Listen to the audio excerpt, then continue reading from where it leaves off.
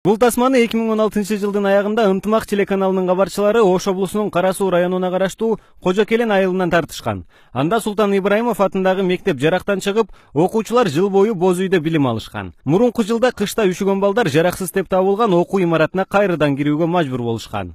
Туалуу кайра 2016-2017 жылы ушул жерде окуйлу деп катардагы ремонттон өткөн.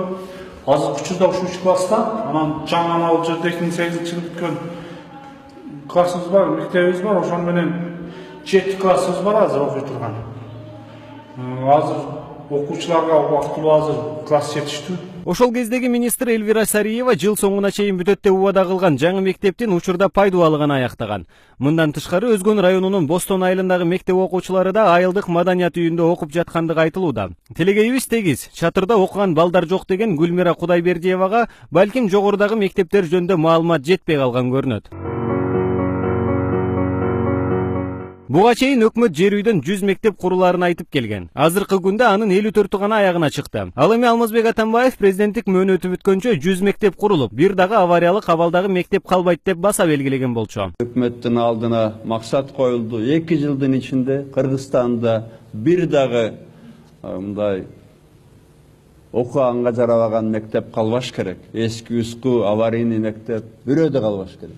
2 жылдын ичинде 100 жаңы мектеп салынат, жана 100 эски мектеп оңдолот. Түп тамырынан бул маселени чечебиз 2 жылдын ичинде. Акыркы 5 жылда жалпы республика боюнча 261 мектеп курулса, 2016 жылы 70 мектеп бүткөрүлүп пайдаланууга берилген. Ушул кезге чейин ар кандай себептерден улам курулушу башталып, бүтпөй турган мектептердин саны 192-ни түзөт. Андыктан өкмөт быйылкы жылы жаңы мектептерди салууга чектөө киргизди. 2017 жылы дагы бүгүн айтып кетет, Гостройдагы өзүнүн пландарын Кыргыз өкмөтү мурда башталган мектептердин курулуштарына басым жасоо боюнча чечим кабыл алынды.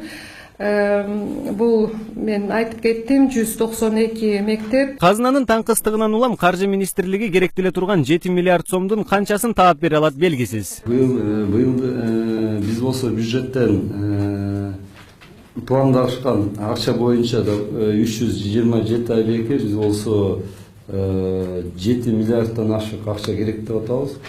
Бирок бүгүнкү күндө бюджеттен Минфинден бизге айтылды канча акча каржыланат. Ошого карата биз болсо киргизебиз. Бирок өлкө башчысынын мөөнөтү бүтөрүнө жарым жылдай гана убакыт калды. Ал арада мынча мектеп курулбасы айдан ачык. Учурда казынада акча каражаты жоктугун айткан өкмөт мектепке бөлүнгөн акчаларды былтыр көчмөндөр оюнуна карата балыкчы корумду унаа жолун бүткөрүүгө жумшаган. Акча издеп, буга каражат издеп, ачык айтканда кээ мектептердин акчасын ошо калдык. Ачык айтканда акчасын алып көчмөн оюнуна чейин ошол чолпонго чейин бүтүрөлү дедик эле, бирок тилек каршы бүтө албай калдык. Былтыр казынадагы ири каражаттарды той топурга короткон өкмөт быйыл балдарга жаңы мектеп курууга чамасы келбегендигин айтты. Андыктан президенттин убадасы аткарылбайт окшойт.